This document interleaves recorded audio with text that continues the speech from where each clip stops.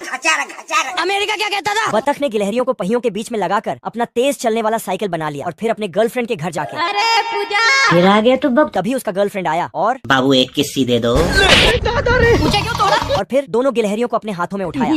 तभी दोनों गिलहरियां तैयारों के भंडारे में गया था, अंदर गया था, हलवा खत्म। थोड़ी देर पहले बतख अपने पुराने साइकिल से अपने गर्लफ्रेंड से मिलने जा रहा था।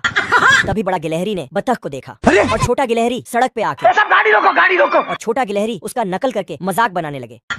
और फिर बड़ा गिलहरी ने बतख का टोपी खींच लिया और फिर छोड़ दिया।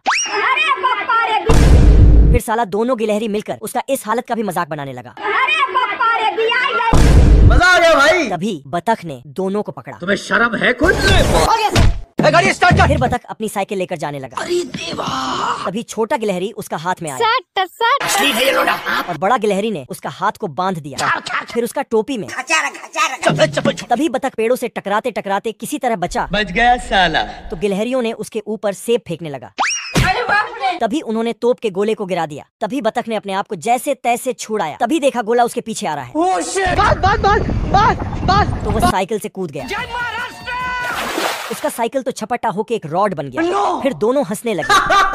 तभी बतख आया। दोनों अपनी जान बचाकर भागे और बतख उनके पीछे भागा। फिर बतख ने दोनों को पकड़ लिया और अपने घर चला गया। फिर थोड़ी देर में अमेरिका क्या कहता था? बस इसीलिए बतख का गर्लफ्रेंड ने उसे थप्पड़ मारा। जहन्नमी जहन्नमी फिर उसका गर्लफ्रेंड उसे छोड़कर गिलहरियों को लेकर चला गया। ये डॉक्टर कुत्ता पेड़ का टेम्परेचर चेक कर रहा था, लेकिन अंदर एक उल्लू था जो गर्म गर्म सांस ले रहा था, जिससे मशीन अपने आप ही आजा।